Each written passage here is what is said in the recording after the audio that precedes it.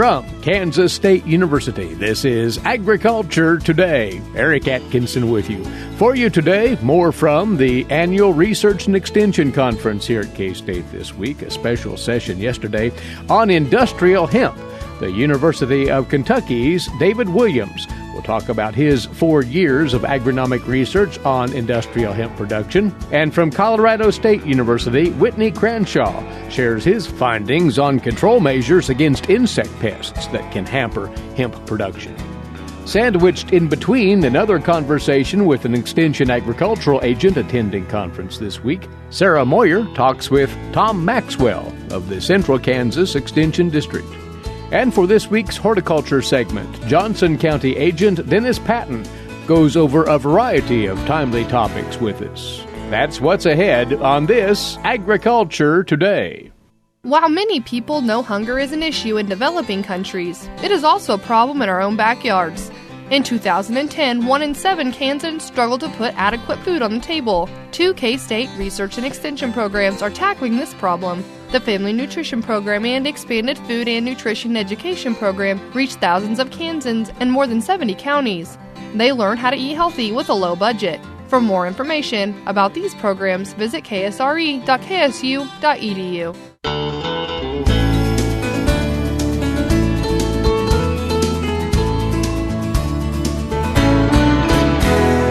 You're tuned in to Agriculture Today. Well, the way has been cleared here in the state of Kansas for exploratory research into industrial hemp as a potential alternative crop for this state. Kansas State University agronomists will be engaged in this topic in the years ahead at the Research and Extension Annual Conference at K-State this week. Several individuals were brought in to talk about the potential for industrial hemp and some of the things that they have learned as they have ventured into this area in their respective parts of the world, including our guest now. He is with the University of Kentucky, a plant and soil scientist, David Williams, who since 2014, David, has been working with industrial hemp, studying it, and finding out all sorts of interesting things. And in fact, you're having fun with this topic, it sounds, by the basis of your presentation. Yes, I have had fun. So on a professional and probably more personal level, how many old agronomists have the opportunity to work with a new species heretofore unstudied? It's almost unheard of in our area of scientific expertise. So yes, it's been fun from that perspective. And our conversation here is, in some respects, Industrial Hemp 101, some standard things that folks may still not know about concerning this crop. And explain its biological nature and how it differs from that other cannabis. Sure. So the definition of hemp versus marijuana is totally artificial and in no way botanical. So the official definition of hemp in most states, and it does vary some from state to state, is the amount of THC the floral material contains when it's dried. So a dry matter weight basis. So the official definition in Kentucky is 0.3% THC on a dry matter basis. In other states, for example, next door in West Virginia, if I'm not mistaken, that number is 1%, so significantly higher than it is in Kentucky. But the Farm Bill in 2014 entered with the 0.3% THC limit. So anything with that amount or below of THC is industrial hemp. Anything that contains that amount or above is marijuana. In brief, outline the work that you've done at the University of Kentucky since 2014. Your state has been one of the pioneers, if you will, in this research. So what has been the take there as far as your research initiative? So we've started from the very bottom, the most basic of work. I'll note that my program is field-oriented, not laboratory-oriented. So we've been working with some of the very simple, basic agronomic parameters like variety selection, seeding rates, row spacing, seeding dates, nitrogen fertility, some of the most basic agronomic parameters that need to be measured for efficient production systems. And what have you found out about the agronomic needs of industrial hemp? So oftentimes it's touted as a low-input crop. That's definitely not the case. If we're looking for optimal yields, we are looking for equal inputs to corn and other commodity crops today. And that's true on all inputs, including nitrogen. So when we hear that cannabis or hemp is adaptable to marginal land, we can expect hemp to yield on marginal lands just like we would corn. The moisture factor, though, where does that play in as far as industrial hemp? I'm probably not a good source of information in that regard. We don't have moisture deficit issues where I live in Kentucky, so we haven't done any work to evaluate water use efficiency. I do know that Lucas here at KSU will very likely enter into that research, and I spoke to him today about that. I'm very anxious to see the results or the data from that work. Lucas Haig of K-State, by the way, Northwest area agronomist, will be one of the people on the forefront of that research here in the years ahead. But really, this revolves so much around the end use of industrial hemp. There are three main outlets for it, and that will in part dictate how a producer might eventually at some point take this crop on, right? That's correct. And so the three major harvestable components would be fiber, grain, or seed for resale, or cannabinoids. Cannabinoids are a class of molecule that are produced predominantly by plants in the genus cannabis, not entirely, but predominantly. And so one of those three harvestable components would be of the most interest. Fiber and grain are standard row crops. The production models and inputs are very similar to current commodity crops. So they're both models that grain farmers will connect to immediately. Cannabinoid production is less well defined, and that's probably because the economics of cannabinoids are less well defined. Within just Kentucky, farm gate values might vary from $7 a pound to $30 or even more per pound, and clearly that's a wide range in value and probably not sustainable on an economic perspective. So until supply and demand for cannabinoids finds closer to an equilibrium, the economics of that facet are very hard to understand today. But I do want to note that the economics and production models for fiber and grain are very well understood today. So as demand increases, we're hopeful supply will follow. And you did share information on each of the three, but let's stay with fiber for a second. That could be derived from industrial hemp. Now, that can branch out in several different directions, it sounds, as well. It does. So there are basically two types of fiber we derive from hemp and from other bast fiber plants. The first is the long fibers that we're accustomed to thinking about when we consider fabrics or rope that require longer fibers that are spun into other products. That's what we might consider the bark of the plant or the exterior fibers around the outside of the stem. Alternatively, we can harvest and use the woody interior of the stem, which are called hurd fibers, H-U-R-D. They're shorter fibers, more corky in nature, so not long fabric-like or thread-like fibers, but more like cork. And so there are utilizations for both of those types of fiber. The bast fibers or long fibers are far more valuable than the hurd fibers today. That will probably remain the case, and utilization is expanding rapidly for both.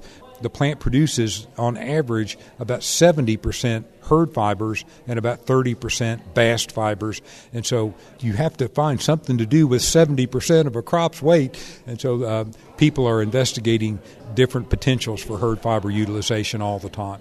Those fibers can serve as a strengthening element in a number of composites out there. You really think there's promise in that area? So, yeah, all injected molded compounds, all plastics, anything that's injectable and then moldable as a final product. For example, and we've all heard this example, but car dashboard or car door panels are, molded products.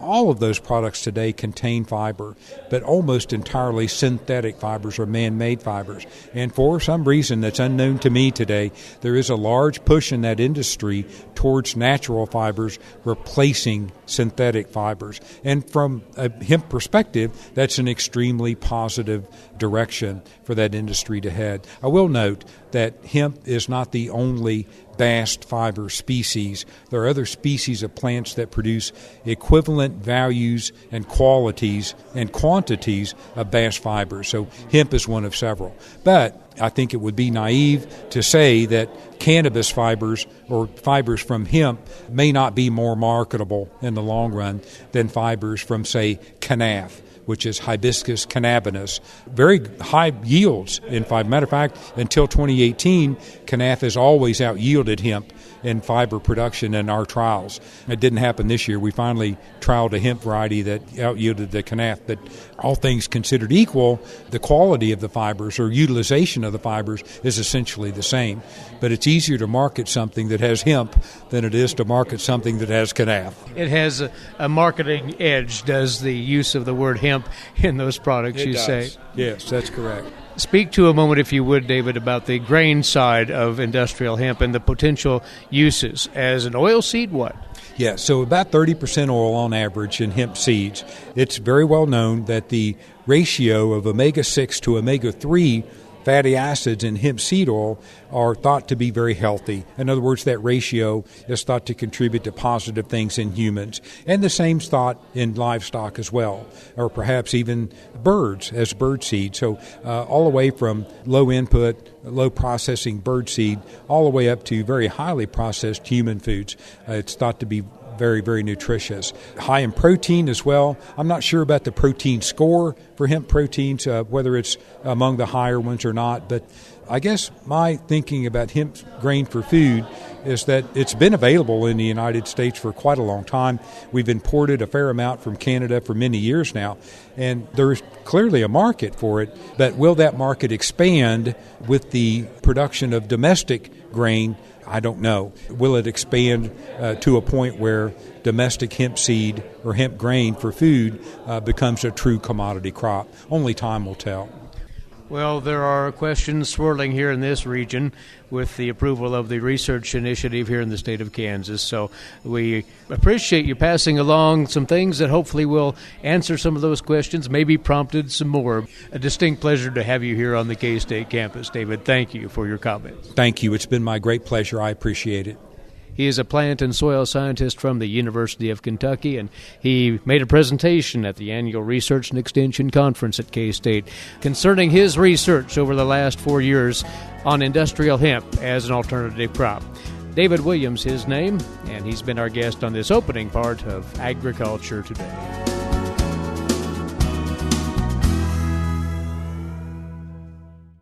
What is radon? Home exposure to radon gas is the leading cause of lung cancer death in the United States for non-smokers. In Kansas, 1 in 4 homes will test at or above the EPA action level. The Surgeon General recommends all homes be tested and fixed if necessary. Visit kansasradonprogram.org for more information. Test, fix, save a life. This message brought to you by the Kansas Radon Program, the Kansas Association of Broadcasters, and this station.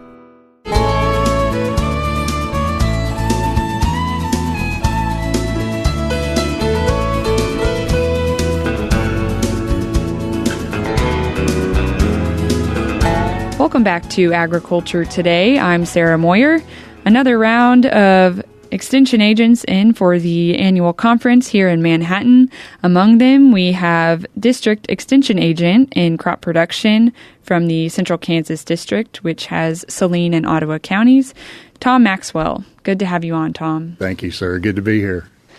This is one of your final legs in your career as you'll be retiring in December. Your career has spanned over 35 years in extension, so we'll have some reflections from you. But first, let's discuss some of the crop conditions in central Kansas, what's been going on earlier in the season, and now looking at harvest. Where are things at? Sure. You know, going back a little further, actually back to 2017, we've entered year 2 of a drought, which is hard to believe now since we've had local flooding in the district. But certainly our wheat crop was probably for the most part below average, much below average in the southern part of the district, southern Saline County, but yields improved as far as the wheat crop as you moved north, particularly towards Minneapolis and north in Ottawa County. So it was totally a function of rainfall, and the rains did finally come later in April and May, which made up a little bit of the ground that we'd lost the last 2 years with the ongoing drought.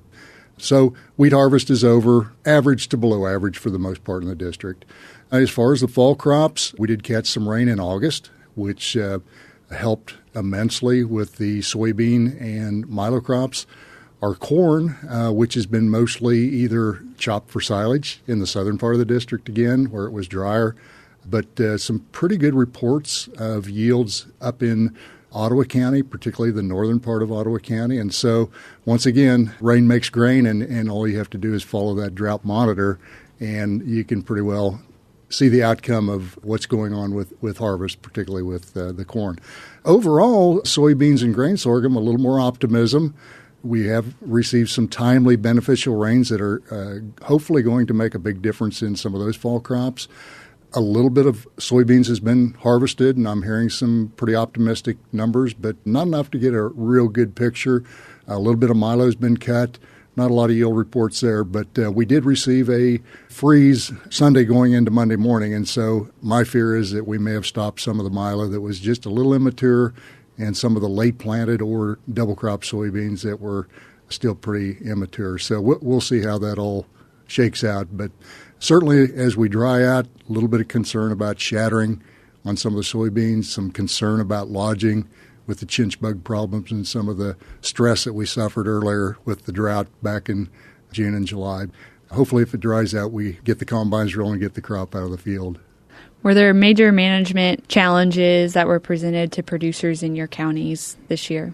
Once again, we had major problems with headworm, the corn earworm, and the fall armyworm in grain sorghum. We did have some corn earworm spraying going on in some of the soybeans as well, but those were probably the major issues. We did have some chinch bug issues in localized areas with grain sorghum and some of the forage sorghums as well.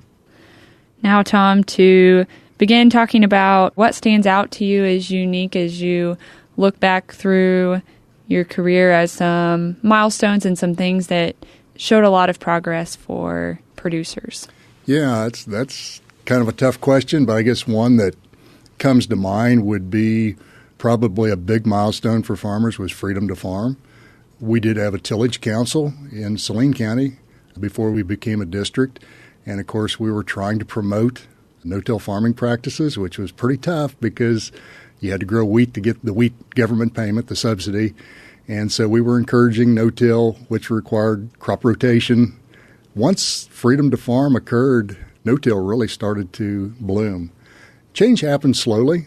At the time, we didn't think farmers were adopting no-till farming practices very rapidly. But as I look back over my career, that's something I kind of have really taken pride in, is the fact that farmers really embraced the no-till technology. And today, it's been very successful and advantageous as far as providing resiliency in their cropping systems in central Kansas. What are you glad to be leaving in terms of resources or some work with producers, the trends and behaviors that you've imprinted or encouraged producers to take hold of? What kind of impact are you hoping to have left? Yeah, good question.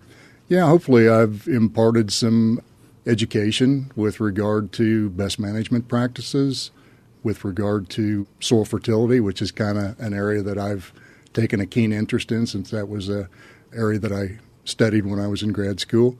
Also, I think managing input costs with these tight profit margins or lack of profit in agriculture today, watching input costs for fertilizers, herbicides, seed selection, seed treatments, which is a big area now.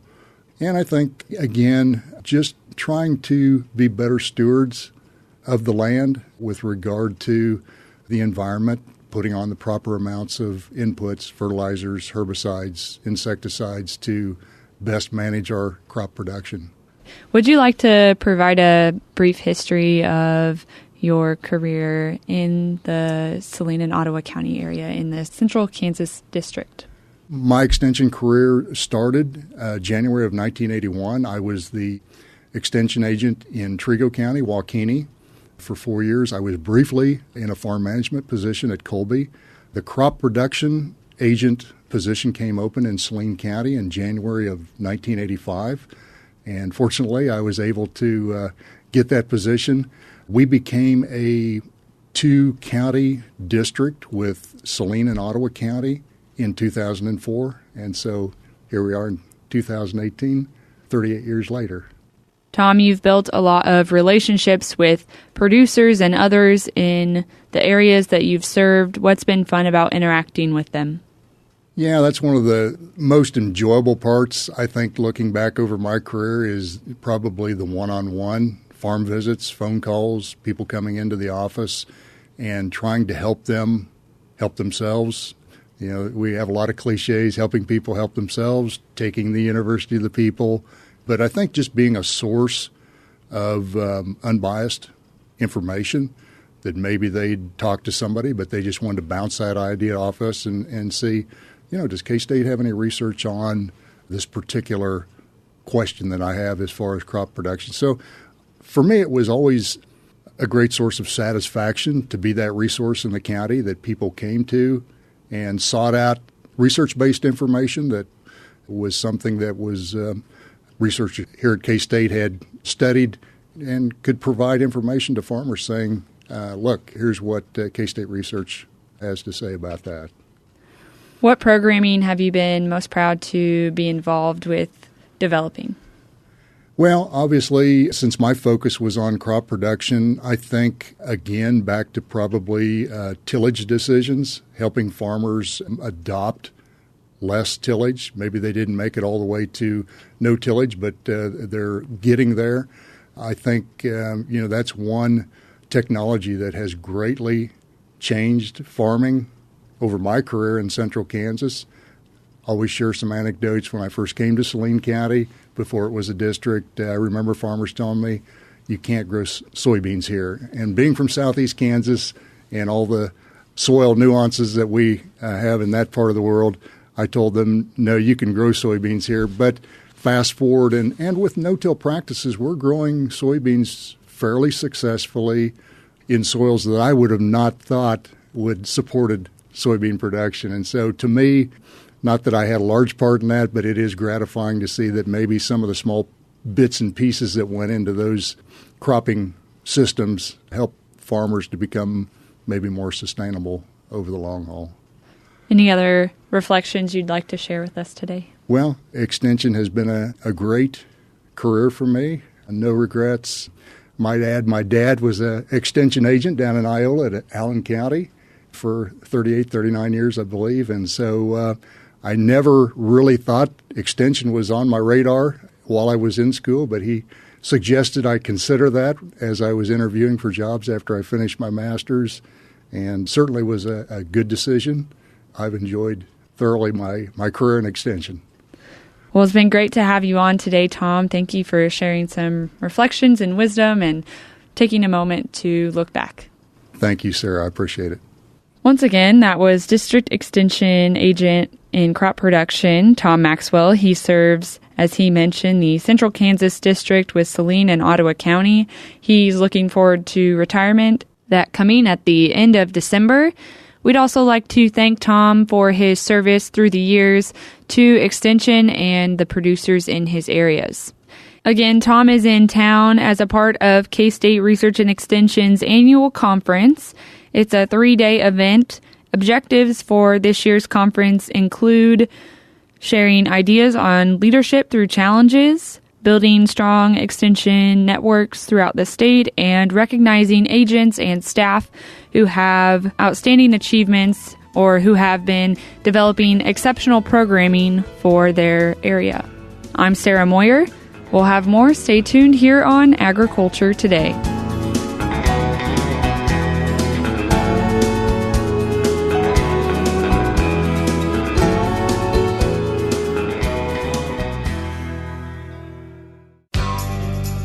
Did you know every Kansas farmer feeds 128 plus people? Kansas farmers are hard workers, dependable, authentic, and sensitive. Not only do farmers put food on your table, but they put clothes on your back and fuel in your car. For more information about Kansas farmers, visit K-State Research and Extension online or stop by your local extension office. This message has been brought to you by the K-State Animal Sciences Leadership Academy participants.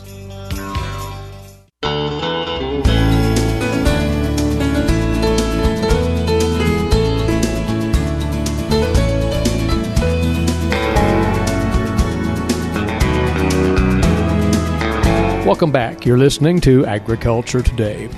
Again, one of the focal themes in a session at the K-State Research and Extension Annual Conference this week was the prospect of industrial hemp as an alternative crop in Kansas. Now, when we talk crop production, of course, one of the main items that producers are interested in, pest control, and specifically an individual from Colorado State University, longtime extension entomology specialist there, was invited in to share some thoughts on pest concerns in industrial hemp. Whitney Cranshaw is with us now. Whitney, you've had some background in this area, you tell us. You might outline that. Well, I've been looking at the hemp crops that are grown in Colorado, mostly eastern Colorado, for the last 4 years. And as an entomologist, it's been very instructive to me because there's so many interesting and unusual things that are showing up in terms of insects, some of which could affect yields and some are positives. So there are beneficials out there we need to keep in mind as far as thinking about insect control in this crop. Well, in terms of beneficial organisms, I mean, there certainly are a lot of natural enemies that feed on pests, and when we talk about pest management, there's a good complement of them in the crop. But another thing that I think anybody who's seen the crop when they grow it for seed is bees love the crop. Oh, it's a wonderful pollen source, not a nectar source, but a wonderful pollen source for bees. But then there are some pests, too.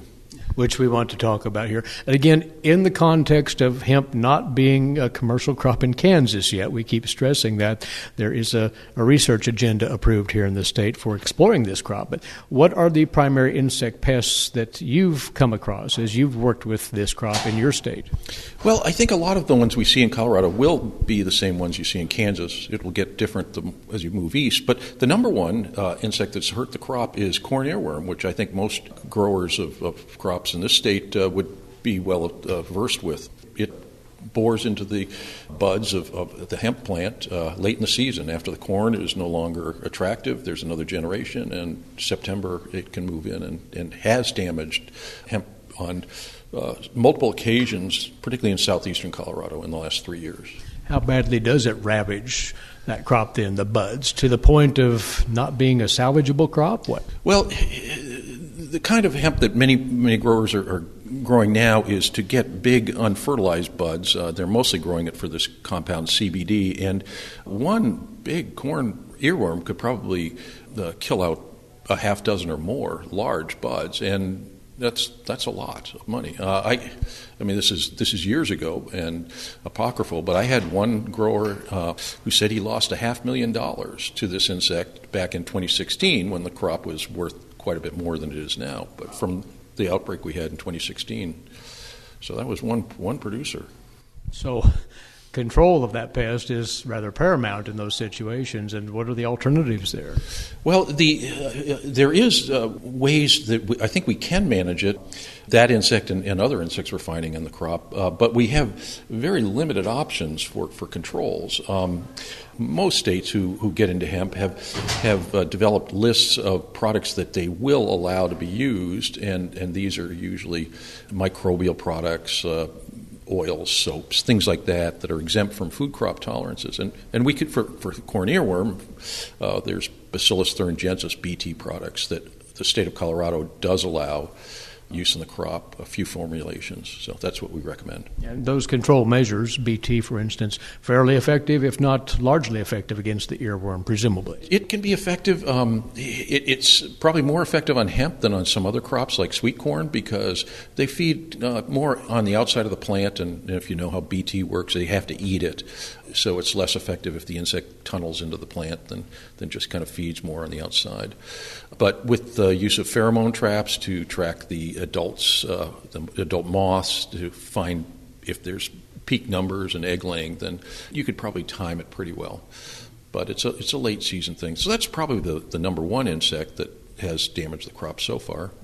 Any others out there, maybe secondarily? Well, there's a couple that are interesting, and some of them are only found on hemp, and one of them is the aphid. The aphid that's on the crop is called the cannabis aphid, and we didn't even know it was in North America until 2 years ago, but it's everywhere. It's probably been cycling on the wild hemp all this time, but That can be a problem, particularly if you have an indoor culture. Outdoors, there's usually lots of natural enemies that will crush it. But then there's two others that this last year became way more damaging than I'd seen. One's a little mite called a hemp russet mite, a little aryaphyid mite. Maybe some people know the wheat curl mite. Anyway, it's one of these tiny mites. And something called the Eurasian hemp borer, which is a small moth that goes into the buds and goes into the stalks. And both of these were quite common and very damaging to a couple fields this year. So contending with those alternatives there, what's out there? Well, we're working on it. I did some simple control trials with products that we could use for mites, different kinds of oils and the like. And I don't know the results yet. We got grad students counting away with these tiny little mites, driving them nuts. But anyway, it's hard work to do. They're very small. For the Eurasian hemp borer, I've got some ideas, but nothing we've tried. So maybe next year we'll have a better idea on that. For the here and now, the onus is on that earworm. And as you would talk with producers, with other audiences who are looking at this crop as something for the future, what's your advice to them? They need to put insect control, and particularly with respect to that pest, on the front burner? That's the one that looks like has the greatest potential, particularly if you're growing the CBD types with the big buds. I don't know. I think we just have to see how it's going to work out in different places, because I think eastern Colorado likely will be a lot like western Kansas, but where it rains more, you might have a different suite of things on the eastern part of the state, and we all have to look at it.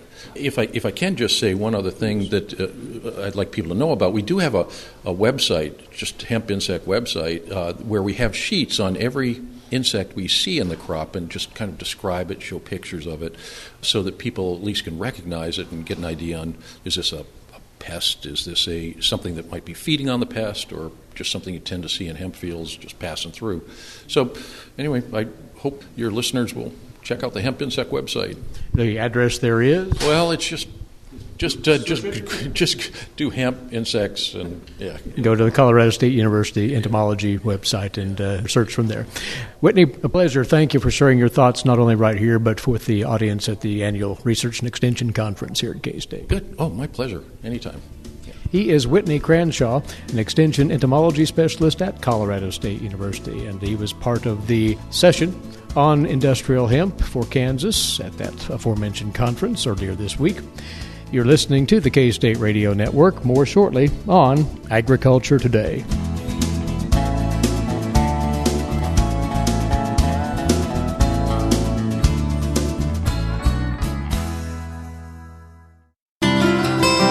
For 25 years, K-State Research and Extension's Kansas Agricultural Mediation Services has been providing a no-cost, confidential place to call in and visit with an agricultural lawyer. Our experts are available to help you producers handle legal and financial issues. Explore your options and generate solutions. Call us at 800-321-3276 or visit us online. Kansas Agricultural Mediation Services.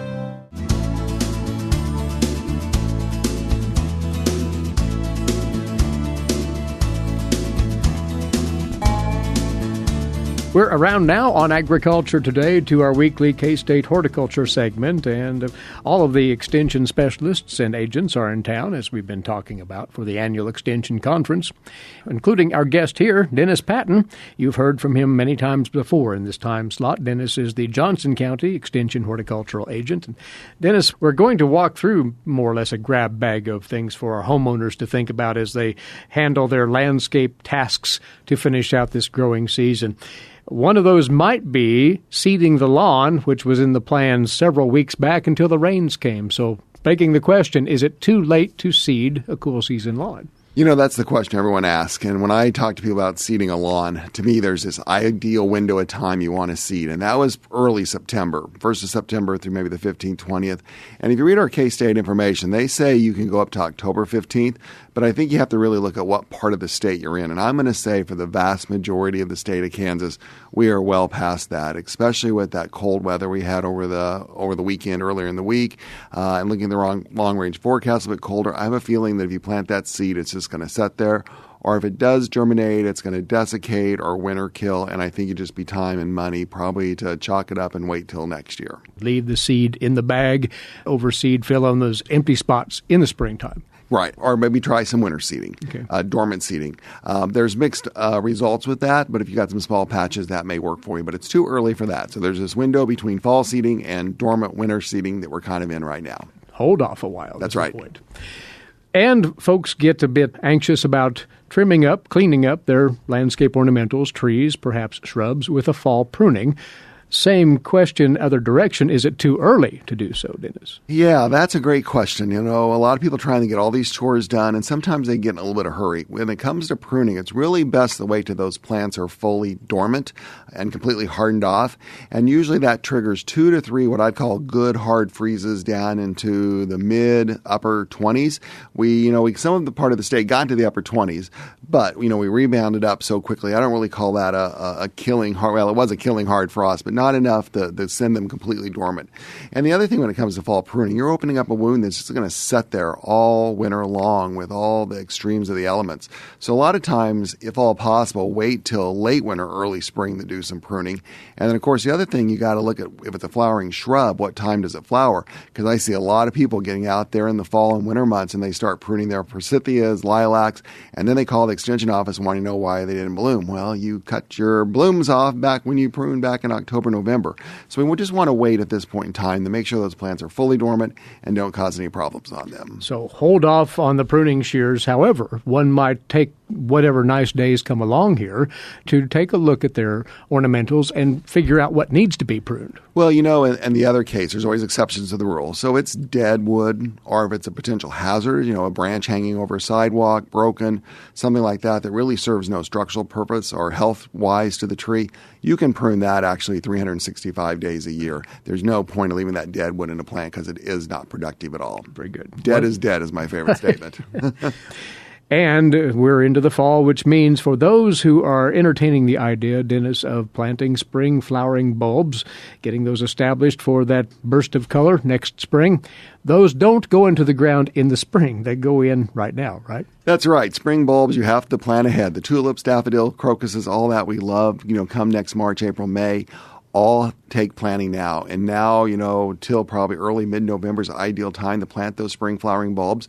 Because what happens, even though it appears they're dormant underground, they're actually putting on this really strong, vigorous root system, which in turn then supports that flower bloom next year.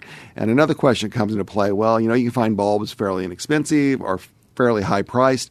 And when it comes to flowering bulbs, usually the bigger the bulb you plant, the bigger the flower. Because believe it or not, that flower is already developed within that bulb when you plant it this fall. So that's why it's also important to plant them now during this cool parts of fall, besides development of the roots, is just get them well established so they can really flower nicely come spring and give us that burst of color we like to see. And we do have a quick moment here. So on bulb planting, how deep, how well spaced, what are the guidelines? To me, when it comes to bulbs, it's all what you want to do with it. A lot of people want this, I want this look like I saw at the entrance to some shopping center or business. And those tulips actually are treated as annuals. And as some of our Master Gardener projects, we do that. So we only plant those bulbs about 2 inches deep and about 6 inches apart, because we know after they're done blooming, we're going to dig them up and either try to recycle in another location. But for people who want to perennialize, make sure those bulbs come back year after year, usually we plant about 2 to 3 times the diameter of their diameter. So that really goes 4 to 6 inches, and that is measured from the base of the bulb, not so much from the top of the bulb. And so it really depends. So the bigger the bulb, you're probably getting down, ping pong ball size, getting down to 4 or 6 inches. Some of those little bulbs like crocus that are size of a marble, those are probably only a couple inches below the soil surface. And then simply mulch them, or is that necessary? Water them in, of course. After this week in Kansas where we had record rainfall, you might want to wait a few days till the soil dries out. But yeah, after you plant them, make sure you water them in if rain's not coming so you get that soil settled around them. Most of those bulbs don't need to be mulched, but a lot of times people like to put a light layer of mulch, some shredded leaves, some wood chip over the top of them. It just kind of finishes out the bed and stops that water or that soil from eroding if we do get a wet winter. And then come spring, they're just ready to burst into bloom. And lastly, fall fertility for spring flowering bulbs in the fall. What about that? Yes, you could put some fertilizer down. We always come back on extension based on a soil test, know what to do. But when in doubt, you might use like more of a balanced fertilizer, like a 10-10-10, 5-10-5, something like that. Maybe a couple tablespoons for a grouping of 6 or 7 bulbs, or maybe a cup for maybe 20, 30, 40 square feet of bulbs. Work that into the soil before planting them. But those bulbs in the ground, really, the ones that have already been there, the ones that keep coming back, really the ideal time to fertilize those is in late winter, just when they start to pop through the ground. Put a little bit of fertilizer on them so they get that taken into their system, and so it's there when they're ready to make the food for the 20 flower season, not the 19 flower season. How to do that math in my head real quick, Eric? I kind of stressed myself out. Numbers jumble together. Oh my gosh, who's talking 2020 already? You have to look ahead. That's right. And again, we're just touching upon several items that you might consider, homeowners, as you manage your landscapes into the late fall and winter now. There are a host of other things you might want to think about as well, and those are covered fully at the K-State Extension Horticulture website. Check that out. Dennis, many thanks. Glad to have you in town again. It's good to be back in Manhattan. Johnson County Extension Horticultural Agent Dennis Patton on this week's K-State Horticulture segment.